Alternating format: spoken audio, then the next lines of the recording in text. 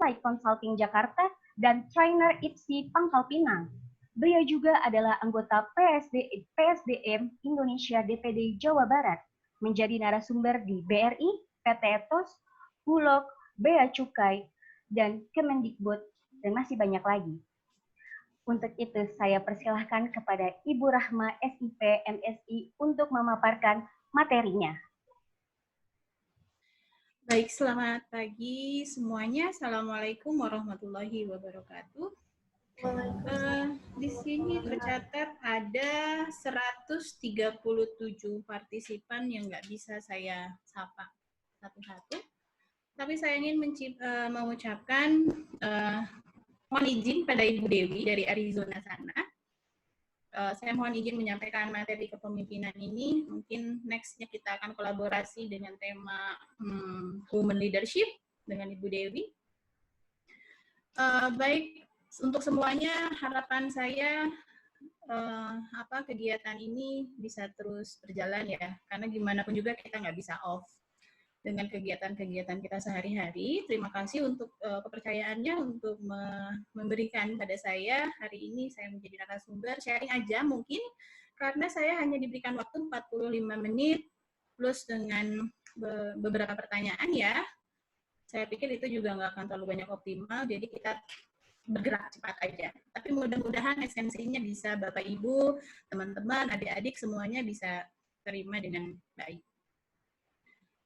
Sekali lagi selamat datang, mudah-mudahan kita semua sehat walafiat. Apa yang akan saya sampaikan di sini merupakan keseharian kita aja sebetulnya. Saya pahami di sini ada mahasiswa, ada dosen, kemudian juga ada ibu rumah tangga mungkin, kemudian ada juga pengusaha. Nanti bisa di-compare aja dari materi yang bisa saya sampaikan ini ke dalam aktivitas Bapak Ibu sekalian, mahasiswa dengan berbagai aktivitasnya, dosen dengan berbagai aktivitasnya, dan lain sebagainya. Baik, untuk mempersingkat waktu yang hanya 45 menit aja, saya akan mulai untuk sharing materi saya. Ini adalah, saya memilih tema ini,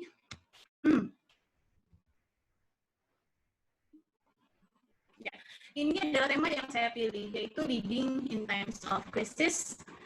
Dan saya menambahkan kata beyond the new normal. Kenapa? Karena saya harapannya adalah bahwa kita nggak bisa normal biasa aja.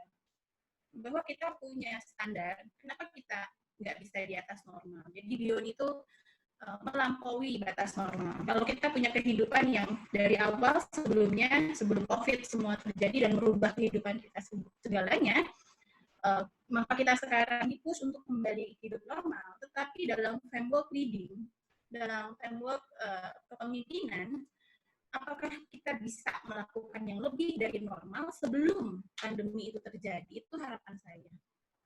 Saya yakin semuanya bisa deh. Sebelum kita bicara lebih jauh, saya ingin mengatakan bahwa kita punya learning objective. Jadi harapannya di 45 menit yang padat ini yang udah berkurang beberapa menit, di akhir Bapak Ibu, teman-teman semuanya bisa memiliki action. Ya. Jadi yang pertama adalah kita mengetahui apa sih sebetulnya leadership di masa krisis ini dan bagaimana kita menyambut beyond to new normal. Kemudian bagaimana kita nanti tahu caranya, lalu jangan sampai kita juga lupa bahwa ini harus kita wujudkan dalam action kita. Dan di sini juga ada continuous improvement, artinya bahwa semoga sharing singkat ini bisa terus digulirkan oleh Bapak Ibu semuanya, oleh teman-teman semuanya, terutama mahasiswa-mahasiswa ini, bahwa artinya continuous improvement, never ending proses, never ending learning itu yang harus selalu kita lakukan. Jadi jangan pernah berhenti di satu titik. Pandemi ini nggak boleh kita jadikan sebagai hambatan, tapi kita jadikan sebagai improvement terus, ya. Jadi di learning objective ini ada intinya adalah 4, bahwa kita leadership yang kita punya, kita harus beri muatan komunikasi, kita harus beri muatan keberanian kita di dalam problem solving, kemudian kita juga mengalih transformkan kegiatan kita dari manual pada digital platform, dan selanjutnya silahkan Bapak Ibu semuanya setelah kegiatan ini coba di continuous improvement di dalam kehidupannya sehari-hari. Selanjutnya, di sini saya punya gambaran bahwa masih agak kaget juga sih. Kaget juga saya kali ini berbagi ilmu, saya nggak pakai sendal, nggak pakai sepatu. 10 menit sebelum berbicara saya buang sampah dulu, gitu ya. Tapi itu adalah keadaan yang sebenarnya sekarang. Before and after krisis itu aja kita udah agak-agak masih shock ya. Masih kadang flashback lagi kok masih kok bisa ya kita mengalami ini, bahkan ini adalah pandemi yang dihadapi oleh seluruh dunia. Kemudian sekarang kita memasuki new normal, di mana Indonesia ini dari before and after krisis menuju ke new normal, kegiatannya ini menurun 40% saja. Artinya masih banyak orang yang berkelihatan di luar sana. Satu sisi alhamdulillah, tapi satu sisi juga bisa mendatangkan beberapa peluang untuk terjaganya COVID, makanya sekarang COVID masih terus meningkat ya. Sementara kalau di negara lain, di Cina sendiri penurunan aktivitasnya itu sudah 70%, kalau di kita hanya 40%. Tapi itu sudah menjadi komitmen dari negara kita bahwa ekonomi kita harus tetap tumbuh, maka 40% saja penurunan kita aktivitas di luar sana. Kemudian apa sih yang biasa kita lakukan, Bapak Ibu bisa lihat semuanya di sini. Ini adalah gambaran kegiatan kita selama COVID, kemudian PSBB. Mungkin sekarang masih berlanjut ya. Ya memang alhamdulillah kita punya endless family time, kita punya lebih banyak waktu dengan anak-anak kita, kemudian cooking every day and eating all day long sampai badannya bengkak. Kemudian juga watching drakor, Netflix, dan lain sebagainya. Cleaning lagi, kalau ibu di rumah cleaning lagi, atau nothing, kita nggak berbuat apa-apa. Selama lockdown, selama PSBB, kita nggak doing nothing di rumah kita. Atau juga mungkin working out, working more, online study pastinya, termasuk anak-anak kita dari tingkat PAUD, TK, sampai perguruan tinggi, semuanya online study. Kemudian kita berkebun, games online, chatting with friends yang biasanya nggak pernah chatting dengan teman-teman lama, kita jadi chatting ya. Kemudian juga sleeping nggak pernah tidur siang, tapi jadi mungkin pernah mengalami masa-masa tidur siang dan hibernate gitu. Kemudian kita yang pastinya kerja di rumah. Kemudian juga ada virtual family time pada saat lebaran, online shopping juga, TikTok, atau mungkin sini Bapak Ibu ada yang senang TikTok, mengisi waktunya dengan aplikasi TikTok. Kemudian juga ada media sosial dikit-dikit kita pegang handphone, dikit-dikit pegang handphone. Kalau pada saat kita bekerja kita jarang banget pegang handphone. Kalau pada saat sekarang mungkin kita sedikit-sedikit ini, karena kita kerja pun menggunakan media ini ya. Oh, reading, household, exercise, Zoom meeting seperti ini, webinars, kemudian juga mendampingi anak-anak kita melakukan study ya. Lalu apa yang kita hadapi saat ini adalah kita menunggu bumi kita ini sembuh. Betul ya, kita menunggu terus, berharap virus ada, antivirusnya belum ada, masih digodok entah kapan tuh ada antivirusnya. Lalu kita berpikir kapan ini bumi sembuh, tapi terlalu banyak berpikir dan menunggu kapan bumi kita sembuh. Sepertinya kita akan terbawa pada suatu kondisi di mana wasting time sih enggak, tetapi jangan sampai kita tidak melakukan apa-apa. Nah, ini teori dari Atwood and Stoltz bahwa ada yang namanya QLC. QLC ini kalau secara teori sebetulnya karena dia quarter, jadi dia ada di usia 20 sampai 25 tahun biasanya. Jadi kondisi di mana seseorang ini normal di usia 20 atau 25 tahun, di mana dia keluar dari zona nyamannya dan dia mengalami minimal 4 perasaan ini. Yang pertama adalah terisolasi, kemudian seperti useless ya, tidak berdaya, ragu akan kemampuan diri kita sendiri, atau juga takut gagal. Tapi sayangnya, pada saat pandemi ini, QLC ini tidak hanya hinggap di mereka yang usia quarter, 20 atau 25 tahun. Ini juga ada dalam perasaan saya. sebagai yang usianya sudah matang ya. Jadi QLC ini pada saat pandemi kita besar-besaran seluruh dunia, ini hampir semua orang mengalami. Tapi kita tidak bisa menormalkan ini terlalu lama. Kenapa? Karena ini justru yang akan menjadikan kita bahaya. Sekian bulan diam di dalam rumah, jika kita tidak mengoptimalkan sumber daya yang kita miliki, keahlian yang kita miliki, seperti kita mempause hidup kita, stop hidup kita begitu aja, itu tidak bijak untuk diri kita sendiri, karena nanti kita akan menjadi orang yang tumpul. Terutama di sini adalah mahasiswa. Mahasiswa juga pengusaha itu sekalipun gitu. Bayang kalau 4 hal ini terlalu lama kita asuh di dalam kehidupan kita, terlalu lama kita diamkan di dalam kehidupan kita. Ini 0 years. Jadi 2020 ini sudah banyak yang mengatakan bahwa tahun 2020 adalah 0 years. 0 years itu di mana kita seolah-olah nggak punya apa-apa. Tapi seperti busur panah, kalau saya selalu bilang sama saya, selalu bilang sama peserta pelatihan saya, teman-teman, kita kayak busur panah yang kita tarik dulu ke belakang, lalu kita 2021 kita anggap bahwa itu ada kita bisa melesat gitu ya. Nah, sisa di 2020 semuanya ini nggak akan kerasa. Sekarang sudah mau memasuki bulan Juli ya. 6 bulan di tahun ini, apa yang harus kita lakukan selain kita bangkit? Yang ekonominya merosot, kita harus bangkit. Karena semuanya sebetulnya, ya semoga nggak merosot-merosot amat ya. Turun, tapi kita harus bangkit lagi.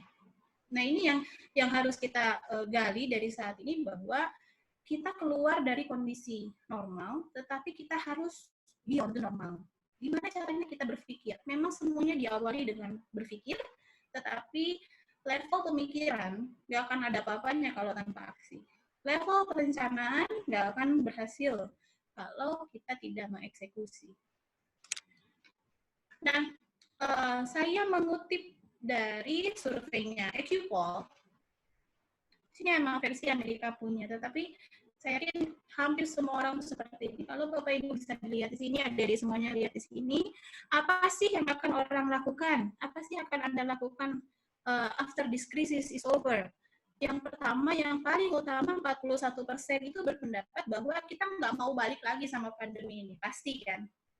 Artinya, berubah pola, kita pakai masker, kemudian hand sanitizer kemana-mana, kita cuci tangan, jangan menyentuh sembarangan orang, jangan mau disentuh sembarangan orang juga, gitu ya. Ini sudah menjadi keinginan 41 orang dari survei ini, totalnya 808 sampel. Orang udah nggak mau lagi nih, jerak nih dengan pandemi ini. Berarti pandemi ini satu sisi membawa dampak yang bagus. Jadi kita semakin hidup bersih dan sehat ya. Kemudian terbesar kedua, sebanyak 39% ini adalah menginginkan opportunity to improve things. Jadi menginginkan peluang untuk bisa mengimprove something. Jadi kebayang kalau kita nggak menjadi bagian dari mereka yang menyadari bahwa kita have to improve something. Tapi kita diam aja, menyerah dengan keadaan, rebahan, galau, diam di rumah seharian, makan, nonton. Saya pikir drakornya harus sudah mulai dikesampingkan. Netflix-nya harus sudah mulai dimatikan dulu. Karena kita 6 bulan tersisa di 0 years ini, kita harus punya target apa yang harus kita lakukan. Kalau bagi yang sedang berdagang, mungkin bisa menambahkan dagangannya apa, kemudian buka toko baru, meskipun kecil, menambah isi toko, atau gebiar diskon supaya orang banyak menarik minat orang untuk bisa belanja ke toko kita. Hal simpel seperti itu yang sebetulnya itu adalah opportunity. Jadi selanjutnya yang setelah dari 39% adalah appreciate, enjoy things I used to take the granted. Jadi kenapa di puncak banyak banget orang liburan? Karena udah bosan kali ya. Tapi jangan lupa juga, kita memang butuh liburan, kita butuh vitamin C, butuh ke pantai, butuh ke mall, tapi kita harus tetap menjaga kondisi stabilitas kita sampai saat ini. Alhamdulillah kita semua, mudah-mudahan semua partisipan di sini kita nggak pernah sakit macam-macam ya, kita nggak kena COVID, alhamdulillahnya. Itu yang harus kita jaga, karena kita nggak pernah tahu nih, kita hidup berdampingan dengan COVID ini sampai kapan, berteman dengan COVID sampai kapan. Berteman boleh, tapi jangan terlalu dekat. Jadi saya nggak akan bahas lagi yang persentase yang lainnya, karena yang paling saya mau garis bawahi di sini bahwa, ayo, setiap orang dia sudah bisa menangkap opportunity dari pandemi ini. Kalau kita kenapa enggak juga kita ikutan, dan saya ingin menjelaskan juga bahwa dari materi ini saya ingin framework-nya dibuka dulu, bahwa kepemimpinan itu bukan selalu orang yang menjadi bos, menjadi manajer, orang yang punya titel, orang yang punya jabatan, enggak. Karena fokus saya di sini adalah bahwa setiap dari diri kita itu punya pemimpin. Siapa? Ya diri kita sendiri. Kita bisa bangun, kemudian menyaksikan kegiatan ini, itu adalah hasil dari self-leadership kita. Oh ya, aku harus datang ke sini, aku harus bicara di sini, saya harus menjadi operator, saya harus mendengarkan, dan lain sebagainya. Itu adalah satu bukti bahwa kita mau improve something. Nah, itu yang harus dipertahankan. Jadi, materi ini bebas, ibu rumah tangga siapapun harus dengar ini. Supaya apa? Supaya tahu bahwa leadership itu bukan melulu kita menggambarkan satu corporate, ada orang yang duduk di jabatan tertentu, enggak begitu. Karena setiap orang itu harus memiliki leadership, dan setiap orang harus memiliki pandangan bahwa opportunity dalam hidup kita itu dari depan mata. Terserah, Bapak, Ibu, adik-adik semuanya mau ambil opportunity itu atau mau tetap diam aja. Ya, kalau saya termasuk orang yang selalu ingin mencoba ambil opportunity yang ada di depan saya. Termasuk tadi di perkenalan saya dikatakan sebagai LPDP awardee. Saya adalah peraih beasiswa LPDP. Di usia saya saat ini yang masih muda, tapi mudanya keteteran. Ya, hampir tua. Bertambah terus kuota umurnya berkurang ya. Saya ingin mencoba hal baru, tapi ternyata itu mendatangkan benefit bagi saya. Jadi coba, apapun peluang yang ada di kiri kanan kita, itu ambil aja. Jangan pernah takut. Termasuk nih saya mau bicara di sini aja, tadi saya, gimana ya ini, banyak banget orangnya. Terakhir saya bicara dengan banyak orang itu di Suzuki, 300 orang memang. Tapi kan itu face to face. Kalau ini kan saya susah mau meraih semua peserta, saya juga susah. Tapi itu opportunity, ternyata enak juga ya, meskipun kayak ngomong sendiri. Oke, nah ini menurut saya. Jadi bahwa kecil atau besar skala krisis yang terjadi, apapun, bisa krisis dalam perusahaan, bisa krisis di dalam perusahaan Bapak Ibu, bisa krisis di dalam skala yang lebih besar yang saat ini sekarang sedang kita hadapi. Tapi saya selalu yakin bahwa itu mendatangkan peluang. Itu bisa mendatangkan peluang di mana kita bisa melakukan usaha yang lebih banyak dan kreativitas yang lebih baik. Oke, sebentar. Kok nggak ada suara ya? Ada suaranya nggak? Moderator, ada suaranya nggak? Ada, Bu. Ada, Bu. Ada ya? Oke. Saya lebih dekat kali ya. Iya, Bu. Oke. Karena saya nggak punya hands-free.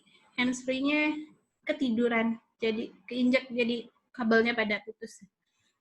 Oke, jadi saya yakin bahwa krisis yang sekarang kita sedang hadapi ini tidak lain adalah untuk mengimprove creativity kita selama kita mau berupaya lebih ya.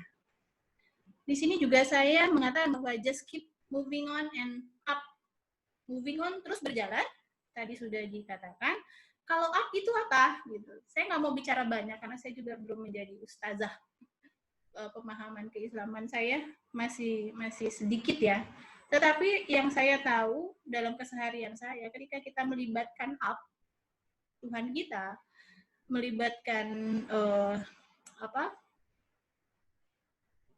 pencipta kita dalam keseharian kita, semuanya seperti terasa ringan, seperti terasa legowo. Betapa banyak orang yang sekarang income-nya down. Ibaratnya kalau mau persentase bisa sampai 70% orang kehilangan income gitu ya.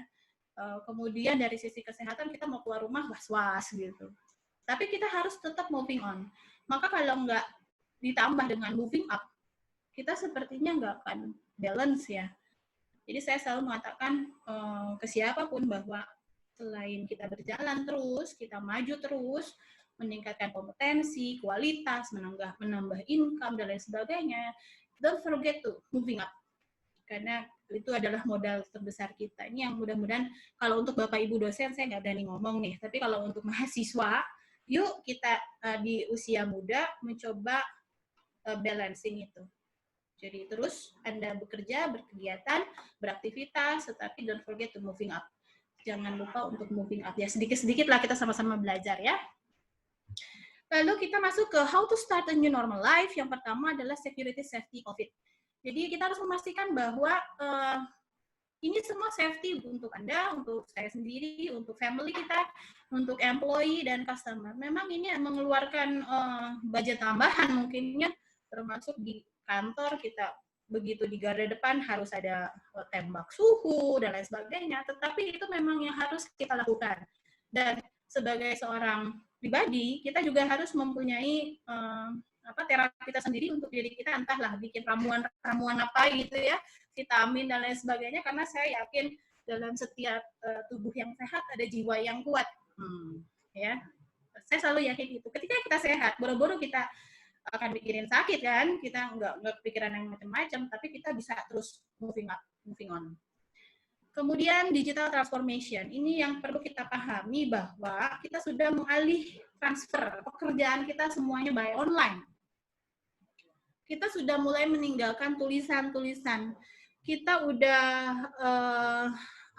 sudah mulai bisa mentransfer knowledge dari manual, archive manual, kemudian dari mengelola kearsipan aja. Biasanya kita mengarsip segala sesuatunya secara manual, tapi kita sekarang harus mengalih fungsikan semuanya menjadi digital transformation. Ngajar pun kan biasanya kita tatap muka, jadi kangen nih tatap muka gitu ya. Tapi sekarang kita harus seperti ini. Biasanya kita bisa lebih banyak waktunya nggak dibatasi seperti ini, tapi sekarang harus begini. Atau biasanya meeting, nggak pernah meeting Zoom, kalau dengan Bu Dewi meeting Zoom misalkan dalam 1 bulan hanya sekali, sekarang mungkin setiap minggu kita harus meeting Zoom, misalkan seperti itu ya. Itu yang harus mulai kita dibiasakan. Kemudian time management, ini yang harus hati-hati bahwa kita punya waktu shifting sekarang pekerjaan kan. Belum semua full. Mahasiswa, orang yang kerja di kantor, atau toko pun nggak boleh buka lebih dari jam 8 malam.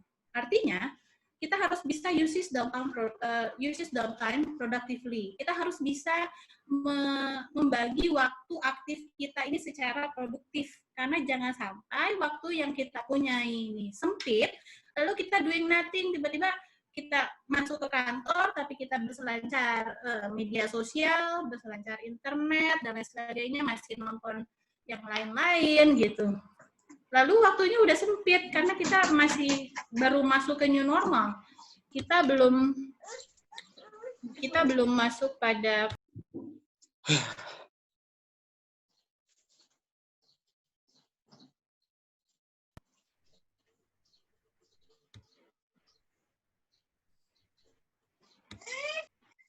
kedengaran? Lanjut ya. Oke, balik lagi sini, kita bisa memanage waktu kita. Kita bisa membagi waktu-waktu mana yang sekiranya, sebetulnya kalau mau bicara konsep ada banyak, ada 4 konsep ya. Tapi di sini kayaknya susah mau bicara. Intinya ada 4D, do, delay, delegate, delete. Sekiranya kita ada punya pekerjaan yang hanya buang-buang waktu aja, itu nggak usah kita perhatikan. Tapi do, kita melakukan hal-hal yang urgent, penting banget, nggak bisa di nanti-nanti dan harus kita yang menyelesaikan. Maka itu kita harus lakukan terlebih dahulu. Jadi susunlah skala prioritas kita dalam bekerja. Ini untuk semuanya. Mau buka toko jam berapa, Bu? Gitu ya. Biasa buka toko jam 7, janganlah digeser ke jam 8. Rezekinya 1 jam berkurang, lumayan. Ketika di kantor, masuk kantor, yuk kita bekerja, kita punya office hour misalkan hanya 8 jam, kita harus optimalkan itu semua. Langsung deh kita tune in dengan pekerjaan kita, sekiranya harus ada koordinasi dan lain sebagainya dengan bawahan kita, dengan atasan kita, lakukan itu strictly, cepat, tepat, dan nggak asal-asalan tentunya, karena time management kita ini udah diposting. Ada orang yang bekerja dalam 1 minggu hanya 3 hari, Kalau saya masih bekerja di rumah mungkin sampai akhir tahun, saya kuliah baru Januari, boleh nggak daring lagi, dan lain sebagainya ya. Jadi waktunya betul-betul harus kita optimalkan. Kalau tadi ada kotak-kotak aktivitas kita apa tuh, yang agak-agak aktivitasnya nyantai, yuk tinggalin dulu sekarang. Tinggal 6 bulan, zero years-nya harus bermakna ya.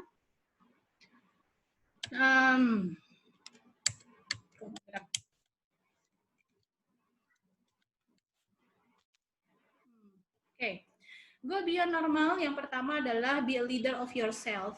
Jadi manage dulu diri kita sendiri sebelum kita memanage orang. Saya selalu yakin bahwa memanage diri kita, ngeberesin dulu apa yang salah dalam diri kita. Misalkan ini lagi males nih, minggu malesnya kita. Oke, bangun jangan malas gitu. Terus oke, banyak banget kerjaan-kerjaan yang kita miss. Oke, ditulis mana aja kerjaan yang miss, kemudian perbaikilah itu cepat-cepat. Kemudian, aduh boros banget, sementara duit udah tipis. Oke, jangan boros. Diatur deh pengeluarannya supaya kalau nggak punya duit biasanya suka jadi bad mood ya. Kadang gitu kan.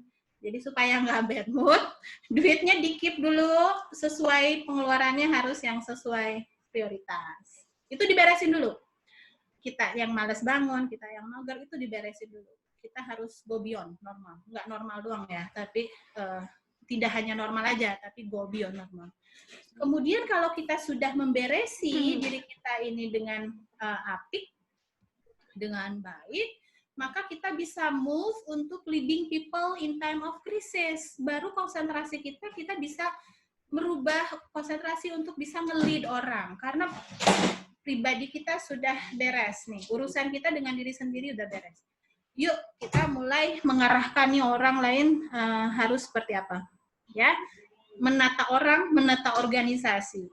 Kalau saya mahasiswa, organisasi saya apa? Oh banyak, apalagi Anda yang terlibat seperti ini ya di Career Center ini bagus sekali. Saya sangat mengapresiasi anak-anak mahasiswa yang ngontak saya, Bu, yuk kita bikin ya. Itu bagus banget gitu ya. Nah, organisasi kecil itulah wadah Anda untuk meliding orang di dalam krisis ini. Kita beresin diri kita, kemudian kita fokus pada tim kita, lalu apa yang harus kita lakukan adalah set goals. Ini kita mau ngapain nih? Buatlah tujuan-tujuan jangka panjang sampai akhir 2020.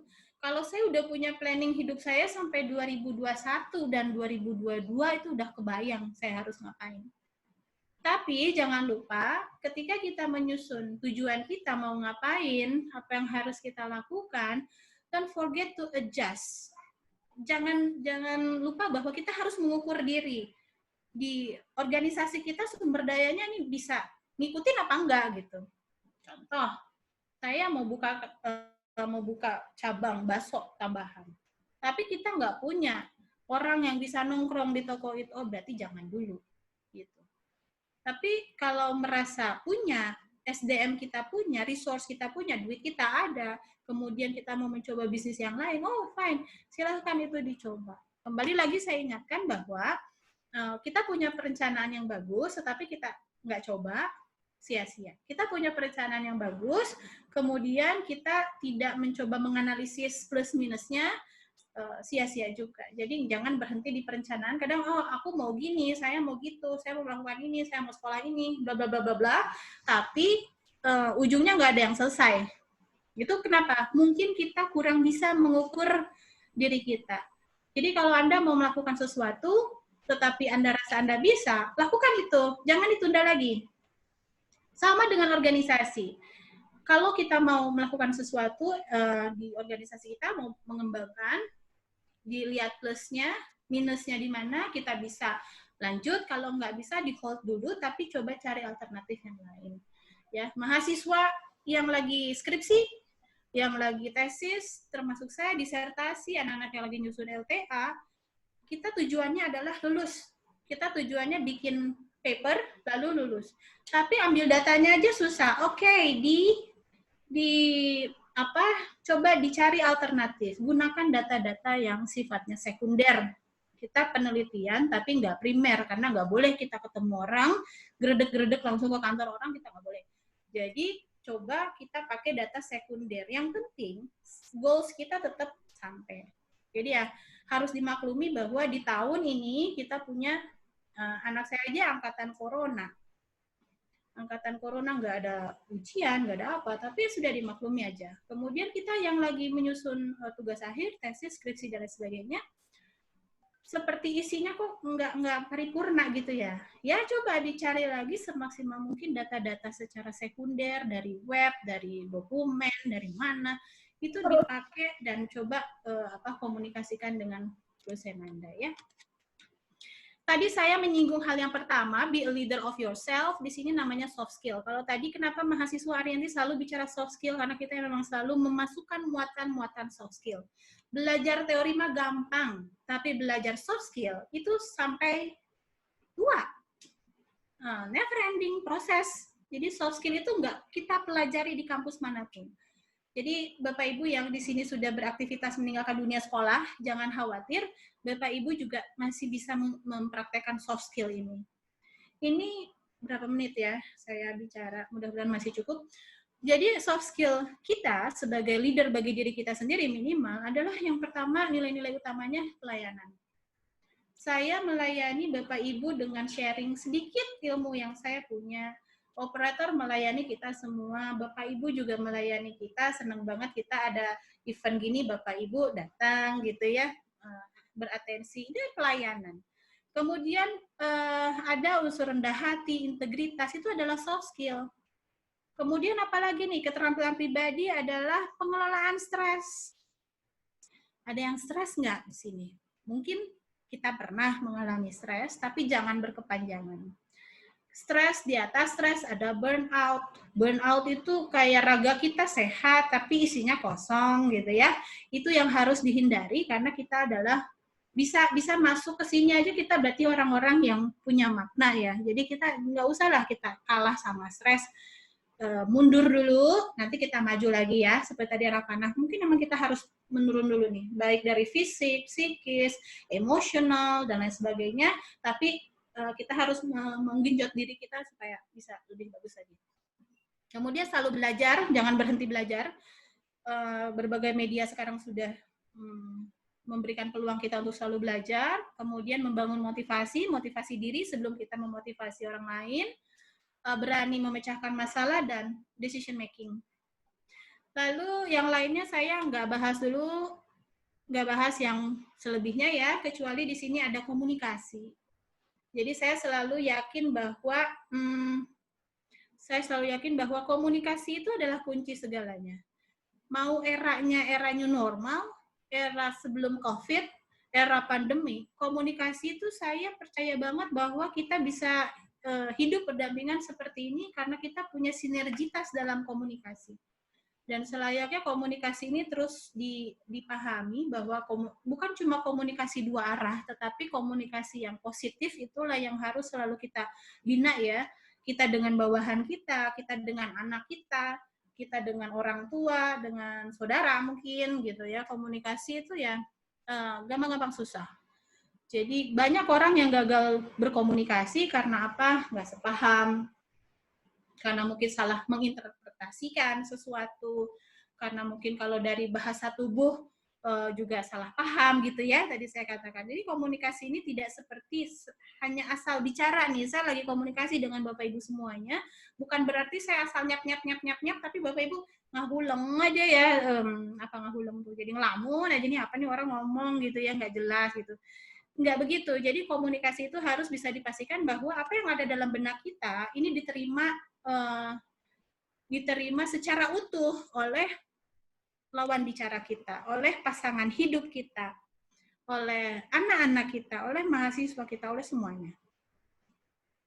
Kemudian di sini juga ada menabur dan menuai dalam masa krisis ini, justru inilah ujian bagi kita di titik nol, apakah kita masih tetap bisa menabur sesuatu, kemudian kita mendapatkan sesuatu, berseberapapun atau apapun yang kita bagi dengan bawahan kita, dengan kolega kita, dengan konsumen kita, misalkan dengan keluarga kita, keluarga jauh kita, itu adalah satu bentuk di mana adanya soft skill dalam diri kita, welas asih, saling menghargai, saling berkasih sayang, itu kan sesuatu hal yang nggak bisa dibeli pakai uang. Apalagi dalam kondisi sekarang kita misalkan nggak punya duit, have no money, kita harus tetap berwelas asih, menghargai, percaya aja bahwa dengan sikap-sikap seperti itu kepada siapapun, itu adalah satu sikap yang nutrisi bagi jiwa kita, karena kita adalah orang-orang yang positif ya. Nah, kemudian sebagai seorang leader, kita harus membangun organisasi yang anti pecah. Kalau beli telur dijaga banget ya, supaya sampai rumah nggak pecah, nggak retak gitu. Ngambilnya juga hati-hati, dipilih-pilih banget. Artinya kalau kita asosiasikan bahwa telur ini adalah organisasi kita, gimana caranya kita menjaga organisasi kita ini nggak pecah? Jiwanya nggak kemana-mana.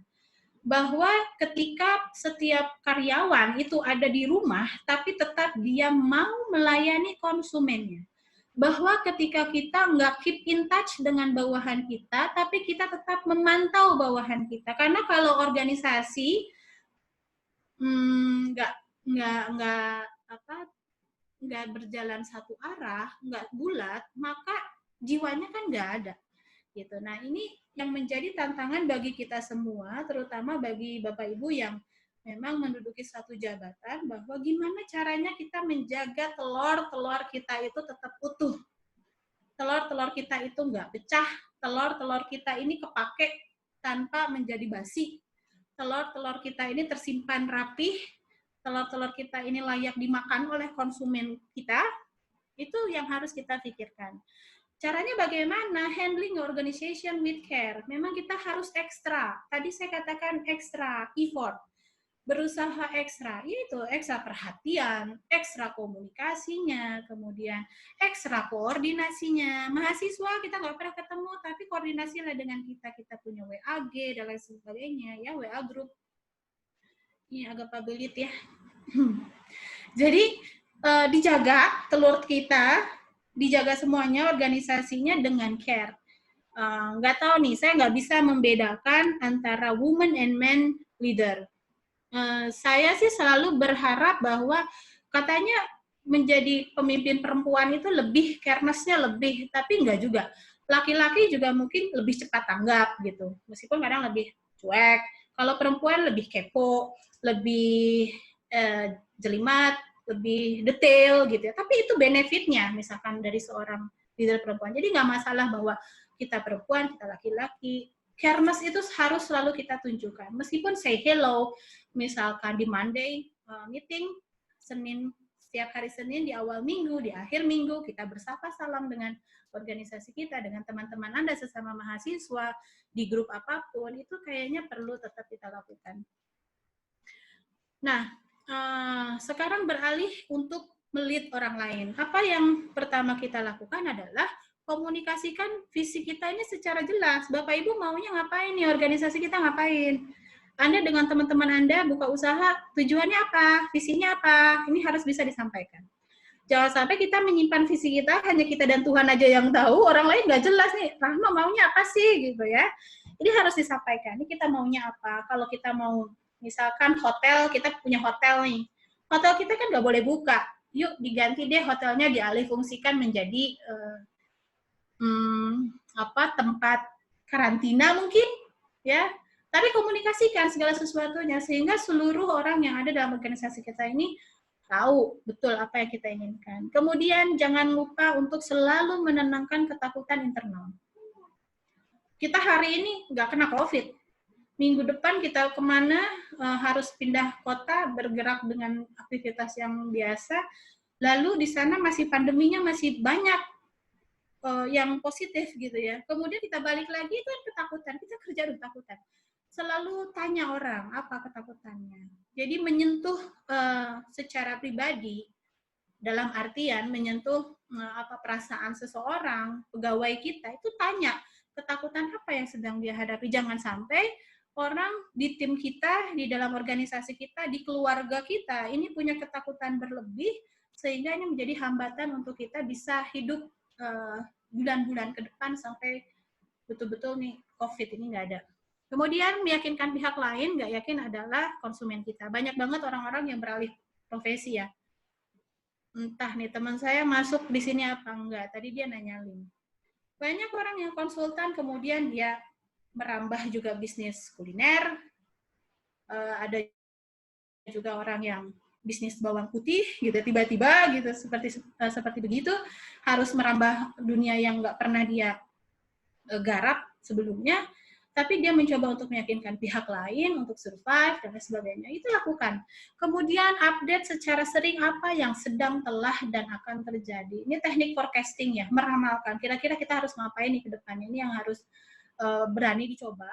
Jadi, tapi nggak coba-coba. Berani mencoba beda dengan coba-coba ya. Kalau berani mencoba, kita punya pemikiran yang lebih, perencanaan yang lebih. Tapi kalau coba-coba ya udah, gambling ya. Seimbangkan strategi jangka organisasi, jangka panjang maksudnya dengan jangka pendek.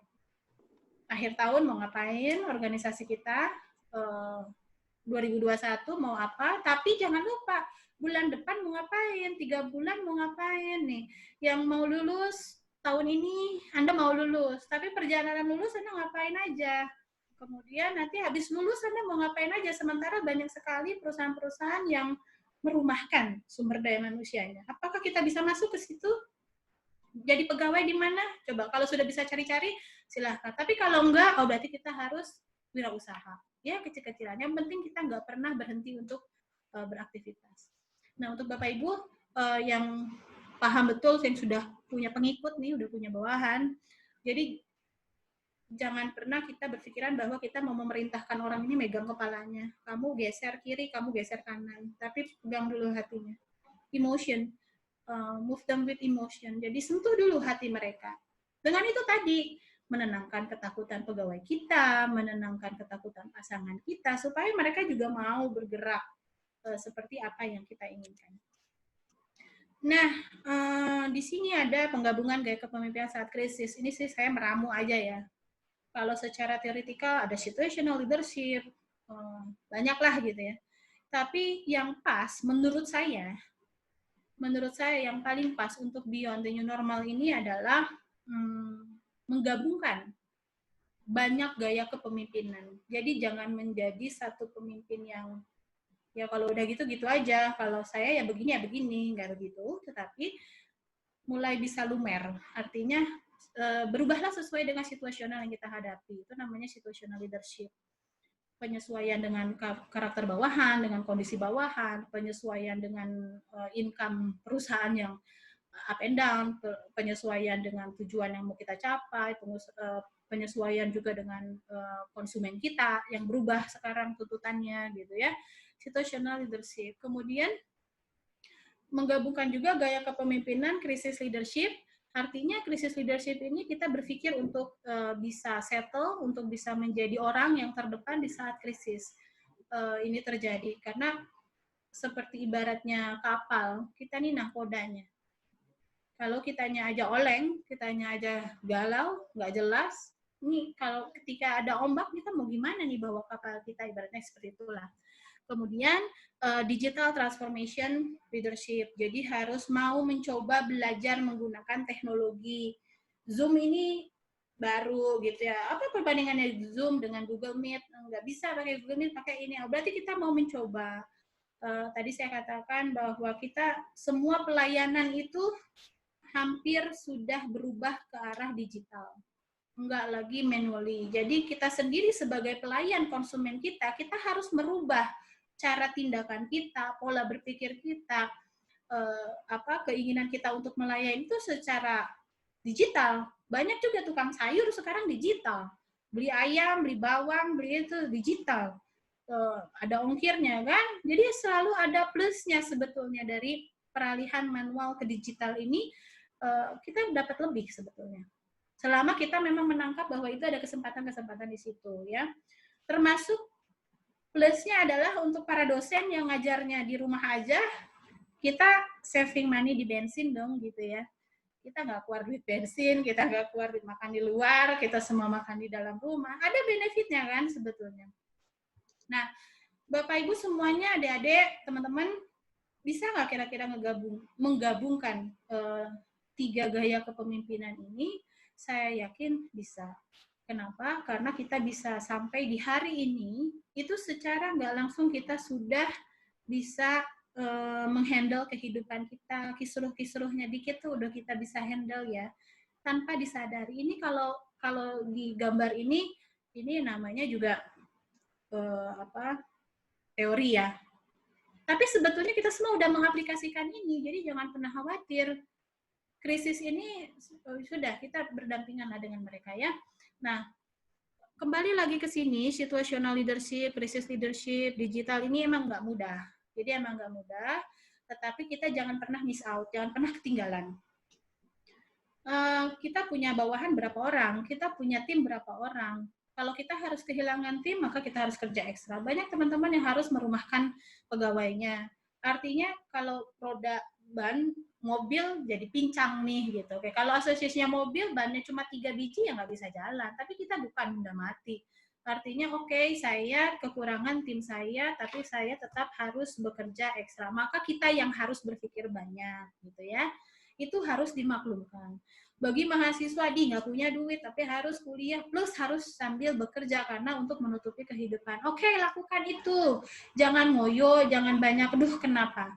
Ketika kita banyak bertanya, kenapa ini ya? Kok aku harus gini? Itu terlalu banyak membuang waktu di level pemikiran.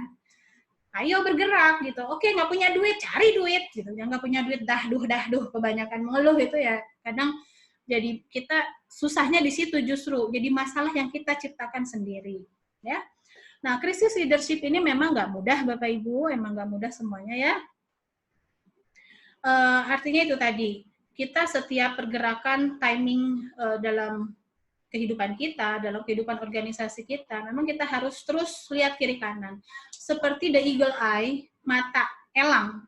Elang itu kan terbangnya di atas banget. Tapi dia horizonnya bisa kelihatan semuanya. Jadi dia nggak seperti ayam yang matuk gitu, patuk-patuk apa yang ada di depan dia, tapi dia eagle eye. Kita bisa nggak seperti itu. Jadi wawasan kita harus tambah luas. Oke, kalau kita punya perguruan tinggi nih, perguruan tinggi kita banyak yang lebih besar, banyak yang lebih ini dengan keunikannya ya. Kira-kira kita bisa nggak sih? Kita bisa expand nggak sih gitu? Atau enggak usaha kita yang ini satu harus tutup.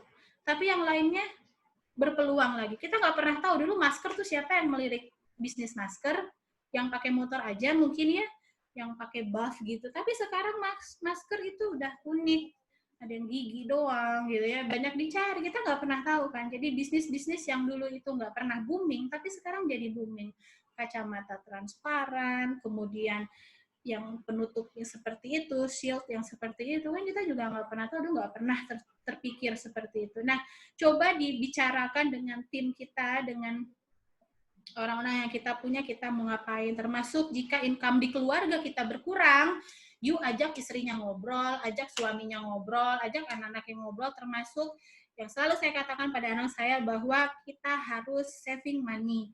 Jadi uang mami tinggal segini, katakan gitu ya. Kita harus saving money gitu. Diajak member saya tuh anak-anak misalkan ya, diajak anak saya untuk berpikir seperti cara bagaimana ibunya merencanakan planning kehidupan sekian bulan ke depan sampai akhir tahun supaya kita save. Jangan sampai di tengah bulan nggak punya duit, beli makan susah gitu. Itu udah ciloko lah gitu ya. Nah, jadi silahkan diajaklah, berkomunikasilah dengan setiap orang yang sekiranya ada relevansinya dalam kehidupan kita, dalam kehidupan organisasi. Jangan malu untuk meminta masukan-masukan dari bawahan kita, karena berbagi pemikiran dengan orang lain itu cenderung bisa menghasilkan satu pemikiran yang lebih bagus gitu. Nah, tapi tidak juga kita bisa selalu menjadi orang yang rembuk ke bawah gitu ya. Tetap bawahan kita berharap bahwa kitalah yang punya inisiatif. Tetapi mereka juga digiring untuk bisa bekerja secara aktif. Tidak hanya kita disuapi. Hari gini kita nggak boleh jadi bawahan yang disuapi ya. Kerjain ini ya, gitu. Yang habis ini ya, nggak begitu. Tapi kita kasih umpannya. Jadi harapan dari bawahan pun sama. Seperti contoh dosen nih. Coba deh kamu kerjain bab 3 ya. Bu, ini bla bla bla bla, bertanya dulu. Dosen kadang suka, dah kerjain aja dulu deh. Itu kenapa? Memberikan umpan. Jadi jangan sampai menjadi mahasiswa tuh maunya disuapin. Dosen tuh leader. Jadi supaya bisa menghasilkan anak-anak yang mampu berpikir. Sama dalam organisasi pun begitu. Dengan adanya krisis ini, yuk kita semua berhemat, tapi yuk kita semua juga masih beraktivitas. Pelayanan itu nggak boleh mati, nggak boleh berkurang kualitasnya. Lembaga pemerintah, lembaga swasta, pendidikan tinggi, sekolah, restoran, hotel, rumah sakit, pelayanannya nggak boleh berhenti. Jadi yang berhenti itu aktivitasnya, tapi dialihkan secara digital. Nah itu makanya ya Bapak Ibu yang tetap melayani konsumennya, tetap melayani mahasiswanya, jangan lupa bahwa meskipun kita di rumah, ketika handphone kita berdering, lalu kita harus tetap melayani mahasiswa, tetap melayani dosen, tetap juga melayani teman-teman kita, kita harus tetap lakukan itu. Ya, hanya dialih fungsikan saja. Oke, saya masih ada waktu nih ya. Saya tambah ke sini. Strategi while crisis. Ini adalah slide terakhir saya. Mohon maaf kalau waktunya nambah-nambah nih. Slide terakhir saya. Yang pertama adalah apa strategi yang harus kita lakukan adalah leading from the front dan kita double listen. Kita punya 2 telinga, 1 mulut. Artinya bahwa kita don't talk too much, tapi banyaklah kita aktif dalam mendengarkan. Artinya ini konteksnya bukan gibah ya Bapak Ibu, adik-adik semuanya bukan gibah. Tapi kita harus bisa mendengarkan konsumen kita lebih banyak. Kita harus mau mendengarkan bawahan kita lebih banyak. Artinya mendengarkan setiap orang lebih banyak karena medianya pun kita kan nggak media langsung ya, tapi menggunakan media media online. Sorry. Nah, kemudian fokus on the core purpose. Jadi kembali lagi tujuannya mau ngapain nih? Mau cari apa? Apakah kita juga bekerja hanya untuk uang? Saya rasa enggak ya. Bekerja hanya untuk uang, uangnya habis kita liar ya, pusing ya. Jadi kalau bekerja saya rasa nggak bisa hanya untuk money oriented, nggak bisa. Tetapi bekerja kadang memberikan sesuatu yang lebih dari orang dan take and give-nya sedikit buat kita itu ya hari gini saya tadi katakan menuai, menabur supaya menuai. Saya yakin apa yang kita tabur itu yang kita tuai, semakin banyak yang kita tabur, yang kita tuai pun akan semakin banyak ya. Build the team, nggak boleh bolong, dilihat timnya, jangan sampai timnya pincang, dalam artian pincang bukan secara fisik tetapi secara pemikiran, ngoyo, menghadapi masalah internal pribadinya secara besar-besaran, lalu kan gimana dia akan berpikir untuk bekerja, makanya harus banyak ngobrol. Jadi kalau di dalam meeting, di grup organisasi ataupun ngobrol dengan keluarga, jangan dulu melulu kita katakan bahwa kita harus A, B, C, dan E. Tapi kita juga harus layak untuk bertanya bagaimana kondisi tim kita. Apakah mereka bisa nih diajak untuk running, apakah mereka walking dulu, jalan dulu, jangan langsung diajak lari gitu kan, apa-apa juga harus ada pemanasannya. Kemudian conduct continuous planning. Bapak Ibu, adik-adik semuanya susun mau apa? Bulan Juli sudah depan mata. Kalau planning kayaknya udah planning keseharian aja ya. Agustus di triwulan terakhir tahun ini mau ngapain, akhir tahun mau ngapain ya, coba dibuat karena ini bukan semata-mata hanya kita buang waktu kebanyakan mikir, enggak. Tapi ini akan menjadi pedoman kita,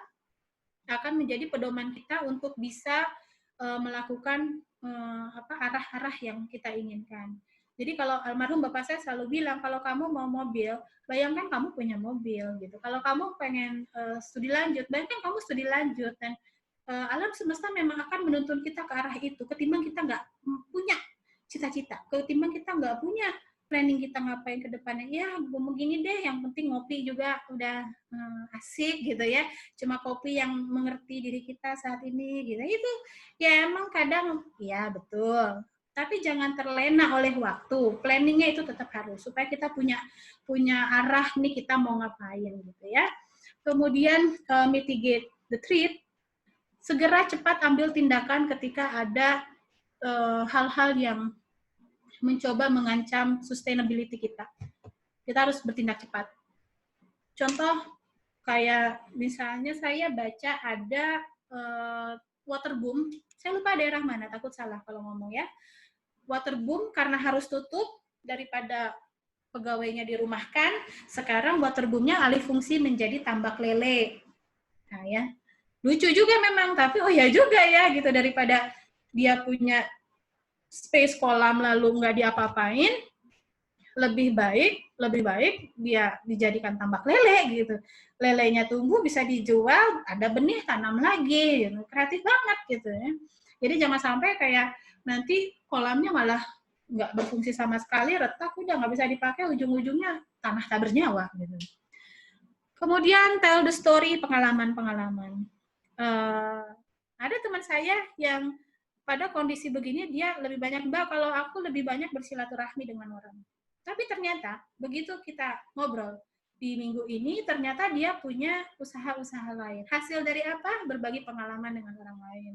Hasil dari bersilaturahmi, hasil dari berkawan dengan orang banyak, nggak itu-itu aja gitu. Lu ngapain gitu, gue gini, kayak lu bantu gue bantu lu gitu ya, kasarnya seperti itu. Jadi tell the story, berbagi pengalaman dengan orang lain, bertemanlah dengan sebanyak-banyaknya dan cari benefit, jangan sampai kita yang untung dia yang rugi ya, sama-sama menguntungkan.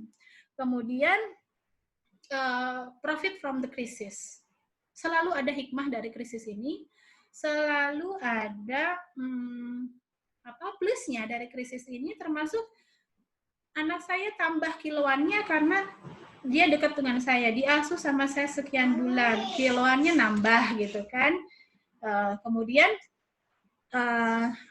satu sisi kita juga jadi kualitasnya dengan anak-anak jadi bagus gitu, mahasiswa jadi mau belajar lebih gitu ya, itu juga benefit profit. Jadi profit di sini juga nggak cuma duit aja, nggak cuma pedagang masker aja yang dapat banyak untung, nggak begitu, tapi benefit, profit dan benefit dari krisis ini seperti apa. Itu dari saya. Silakan moderator, saya kelebihan nggak sih jadi sejam ya? Nah, kita langsung beralih ke pertanyaan dari Meliani. Meliani ini bertanya, waduh banyak banget ya pertanyaannya. Peran kepemimpinan berubah dengan adanya pandemik dan new normal seperti sekarang? Nggak berubah sebetulnya. Jadi peran kepemimpinan itu nggak berubah, tapi dimodifikasi. Kalau berubah secara totally enggak, tetapi ya perubahannya itu ya yang tadi saya katakan bahwa situasional, tapi perannya nggak berubah, tetap dia menjalankan perannya sebagai key person dalam perusahaannya. Jadi dia harus menjadi bagian paling depan dari organisasinya ya. Perannya nggak berubah, tetapi gayanya yang diubah-ubah. Yang dimodifikasi adalah pendekatannya, caranya dia, bagaimana dia memperlakukan setiap orang dalam organisasinya, dalam memperlakukan konsumennya, dalam keseharian organisasi itu ya. Kemudian dari David, terima kasih, materinya sangat menarik, Bu. Ya, alhamdulillah. Untuk meningkatkan kesadaran untuk tetap menjalankan tanggung jawab akan peran masing-masing di organisasi, caranya seperti apa ya, Bu? Oke. Caranya untuk meningkatkan kesadaran adalah, ya kalau meningkatkan kesadaran secara pribadi, ya kita memang harus punya self-awareness. Kita harus sadar secara diri kita bahwa kita nggak bisa hidup sendiri, bahwa kita bisa punya lebih, kita bisa mendapatkan sesuatu secara lebih, nggak cuma uang aja ya. Kita bisa mendapatkan sesuatu secara lebih ketika kita berjalan sama-sama, ketika kita bersinergi sama-sama, bahwa kita juga tahu tanggung jawab kita ngapain. Saya ingat dulu Bu Dewi lagi nih, saya harus sebut. Bu Dewi pernah di meeting kita ya, Bu, rakor kuncinya harus bunyi katanya gitu. Kuncinya, kunci dari pintu organisasi kita ini harus bunyi, karena seperti itu. Nah, artinya setiap orang aktif dengan perannya, setiap orang aktif dengan tanggung jawabnya, supaya jiwa organisasi kita tetap ada. Itu tadi saya udah bahas ya. Waalaikumsalam. Oke, Stimik Mardira Indonesia, di manakah ini? Nenden ya. Bagaimana cara meyakinkan orang lain bahwasanya kita semua bisa menjadi leader? Prove it, tanpa bicara juga orang bisa. Gimana sih orang tuh jadi tanpa kita banyak bicara, tetapi kita melakukan sesuatu tuh seperti seolah-olah berbicara. Nggak usah banyak ngomong, tetapi kita wujudkan dengan prestasi, wujudkan dengan kegiatan-kegiatan kita sehari-hari. Orang bisa tahu bahwa kita ini ada bakat menjadi leader lah gitu ya. Bagaimana cara terbaik kita untuk menjadi seorang leader yang bisa mengajak orang lain mempunyai pikiran yang positive thinking, jangan pernah lelah. Jadi jangan pernah lelah mengatakan bahwa kita harus punya positive thinking. Tapi positive thinking itu emang nggak bisa dipaksain sih. Emang harus tumbuh kembang dari jiwa seseorang. Ya kita hanya bisa membantu saja mengarahkan seseorang untuk bisa positive thinking. Kembali lagi, pemikiran orang itu nggak bisa kita paksain. Tadi saya katakan bahwa ketika untuk menggerakkan kepala orang, kita harus ambil dulu hatinya. Jadi kita fokus kita adalah pada perasaan seseorang. How to, kasih tahu gimana sih caranya, apa sih positifnya dari kita berpikir positif, apa sih negatifnya dari kita banyak berpikir negatif, seperti itu ya. Bagaimana cara menciptakan perubahan yang luar biasa di new normal dengan mengaplikasikan penggabungan gaya kepemimpinan saat krisis. Oke. Perubahan yang luar biasa itu bukan tercipta dari pemikiran sendiri. Berbagi pemikiran dengan orang lain, saya yakin itu. Kemudian dari Aulia nih, ketika kondisi kita sedang stres, tapi kita harus tetap komunikasi. Bagaimana komunikasi yang efektif di masa krisis dengan tekanan? Ya, meluaskan pandangan, meluaskan hati dan pikiran. Jadi stres dimasukin dalam box. Stres, oke, kita lagi stres, tapi saya masukin ke box, tutup ya. Semuanya kan harus keep moving on. Jadi jangan sampai stres kita mematikan seluruh kegiatan kita, itu yang bahaya. Stres, oke, stres, terima. Oke, saya lagi sakit. Oke, saya lagi stres. Oke, saya lagi putus cinta. Oke, saya lagi kecewa. Oke, saya lagi nggak enak badan. Saya lagi marah, gitu. Oke, tapi bukan berarti bahwa itu merusak semuanya. Ya, boleh stres sedikit aja, jangan banyak-banyak, ntar burn out. Sedikit aja. Tapi yang lainnya harus terbiasa. Makanya apa? Banyakin aktivitas di luar. Banyakin aktivitas di luar kemana Bu gitu, kita nggak boleh PSBB, luar kamar, di ruang TV gitu ya. Tapi keluar dari zona yang menyebabkan kita lebih banyak berpikiran untuk stres. Jadi keluar dari situ, banyak komunikasi dengan orang. Alhamdulillah, kadang kalau lagi bete ngobrol dengan teman, haha hihi, betenya hilang gitu ya. Atau tonton Sule, sekarang saya seneng banget nonton Sule sama meskipun settingan gitu ya, tapi bisa ketawa ke TV, alhamdulillah stresnya hilang gitu. Ya, jadi jangan mau dikuasai oleh stres, tetapi kita yang harus mengurangi stres itu. Selamat siang juga nih banyak banget. Oke. Morteza dari Paramadina. Saya leader di organisasi HIMA, karena setiap tahunnya HIMA ada pergantian kepengurusan, dapat hambatan untuk melaksanakan acara, harus merubah konsep acara daring. Bagaimana sih dengan tantangan COVID-19 dan era new normal ini agar organisasi yang kita pimpin itu dapat berkelanjutan baik untuk tahun selanjutnya? Lakukan pertemuan-pertemuan secara daring, continue. Terus saja. Silaturahmi, continue. Apa yang mau dibahas? Makanya harus ada kegiatan seperti ini. Career Center, bagus sekali. Anda punya kegiatan. Maka sekarang kita ketemu kan? Lah kalau nggak ada kegiatan, kita nggak punya ketemu kayak gini, meskipun saya kayak lagi ngomong sama siapa gitu ya, sama layar doang gitu. Tapi lakukan komunikasi rutin, say hello, bahas apa, melakukan apa. Kita bagi-bagi sembako yuk. Misalkan berapa sembakonya satu paketnya 20 juta gitu ya. Bagi-bagi ngobrol tuh kan sama orang, tuh lumayan ya. Jadi supaya ada aktivitas itu, ya memang Anda harus punya kegiatan-kegiatan apa yang akan Anda lakukan. Oke, ada mahasiswa dari Sultan Ageng, Tirtayasa dengan Mbak Diana Alfi Jayanti. Makasih ya udah datang ke sini. Nah, perihal cara menumbuhkan jiwa leadership wanita sangat gampang baper, terbawa perasaan. Jika dipatahkan pendapatnya bagaimana sih? Agar wanita tetap mempertahankan pendiriannya, yang terkadang wanita dianggap lemah atau dikesampingkan. Hey wanita, saya juga wanita ya. Ya, wanita tuh baper ya. Caranya adalah dengerin dulu. Jangan langsung ketika pendapat kita dipatahkan, jangan langsung kita nggak bisa gitu, langsung hancung gitu ya. Enggak. Dengerin dulu. Pahami dulu apakah jangan-jangan emang benar pendapat dia begitu gitu. Jadi terima dulu. Jangan fokus pada siapa yang menyampaikan atau mematahkan pendapat kita, tetapi fokus pada apa yang disampaikan. Jangan-jangan emang benar kita tuh begitu.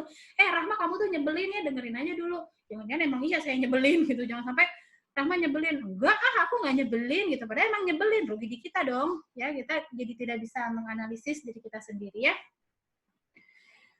Wanita nggak perlu baper, lebih banyak berpikir logis. Logical thinking-nya lebih dikedepankan, seperti para pria. Makanya para pria dibilang nggak punya perasaan, seperti itu ya.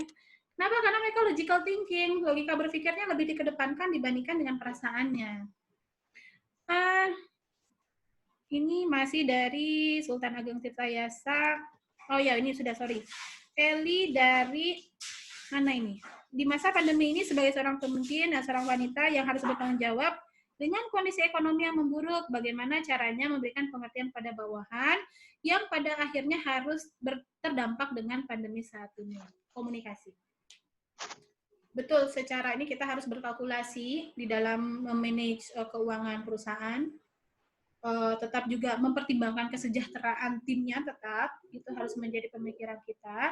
Tapi untuk memberikan pengertian tidak ada lain, itu adalah dengan cara memberikan komunikasi. Jadi kadang bawahan tuh kalau saya secara pribadi ya kadang misalkan kita uang kondisinya seperti itulah begitu ya, tapi ada hal lain kan yang bisa juga memberikan motivasi, karena motivasi juga nggak selalu uang, tapi gimana cara kita memberikan pengertiannya, bahwa kita terangkan aja bahwa kondisi organisasinya sedang seperti ini, secara detail gambaran berapa rupiahnya, berapa dolarnya nggak perlu kita sampaikan, tetapi yang diperlukan bawahan adalah komunikasi, pemahaman. Kalau kata orang Sunda nih, maaf ya bukan orang Sunda, kata orang Sundanya diupahan, kalau kata bukan orang Sundanya ya agak-agak dilulukan lah ya gitu ya. Kasihlah pemahaman bahwa dengan kondisi seperti ini kita baru bisa memberikan sebanyak itu, maka nanti ke depannya kita coba sama-sama cari jalan gimana caranya income kita bisa pulih normal lagi atau bahkan beyond the normal. Mungkin aja Bapak Ibu punya perusahaan tahun depan bisa ngegaji karyawannya bisa lebih banyak gitu kan, lebih semangat ntar karyawannya. Tapi nggak cuma duit aja, nggak cuma masalah materi aja, tapi jangan lupa dimotivasi nih, pegawainya jangan lupa dimotivasi supaya tetap mau melakukan ke semua kegiatan-kegiatan dalam organisasinya, tetap mau melayani, itu titip ya. Jangan pernah lupa untuk melayani konsumen kita, jangan sampai konsumen kita lari gitu gara-gara kita nggak dilayani gitu ya. Kan banyak juga silent konsumen yang dia kecewa, dia nggak ngomong, maaf ya saya beralih provider ya ke yang lain, nggak gitu, tapi dia killer silent, jadi dia nggak ngomong, dia pindah gitu. Kenapa? Karena kurang di approach sama kitanya ya.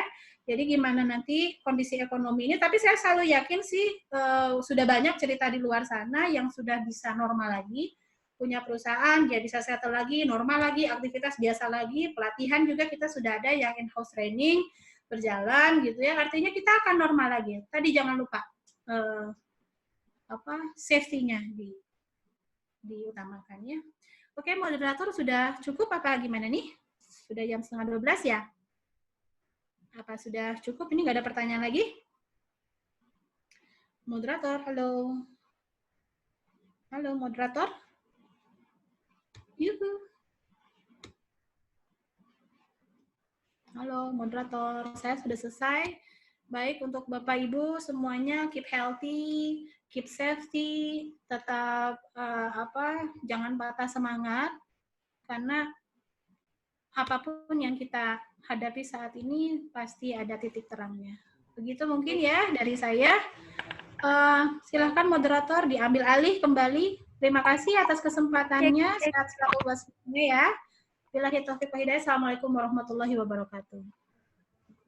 Assalamualaikum warahmatullahi wabarakatuh. Waalaikumsalam. Ya, terima kasih kepada Bu Rahma atas materinya dan tadi sudah dijawab beberapa pertanyaan langsung oleh Bu Rahma ya. Ya, jadi intinya kita tetap harus semangat, terus juga sesuai dengan materi kita. Kepada para pemimpin, kita harus tidak boleh never ending learning. Jadi harus terus belajar untuk capaian yang lebih baik lagi. Nah, baik. Hadirin Bapak Ibu, rekan-rekan yang berbahagia, alhamdulillah rangkaian sesi webinar hari ini sudah terlaksana dengan baik. Terima kasih kepada audiens yang telah menyimak acara dari awal sampai akhir. Semoga banyak ilmu yang dapat dan diaplikasikan dalam kehidupan sehari-hari. Seminar kali ini diharapkan dapat memacu semangat para peserta untuk terus memotivasi diri meski terjadi perubahan-perubahan dalam era new normal. Mardiu menyampaikan, individu-individu yang termotivasi adalah individu yang dibutuhkan dalam industri. Sisanya, perusahaan harus bekerja sama dengan individu tersebut agar dapat mempertahankan motivasi dalam bekerja, mengembangkan diri, dan berkarya. Saya Anissa Nur Hasana mewakili panitia yang bertugas. Mohon maaf atas salah dan kata perbuatan. Akhir kata, terima kasih. Wassalamualaikum warahmatullahi wabarakatuh. Be the best with Ayanti.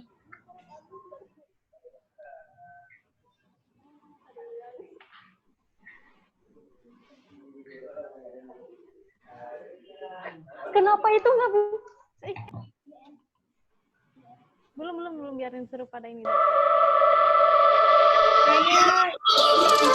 Ya.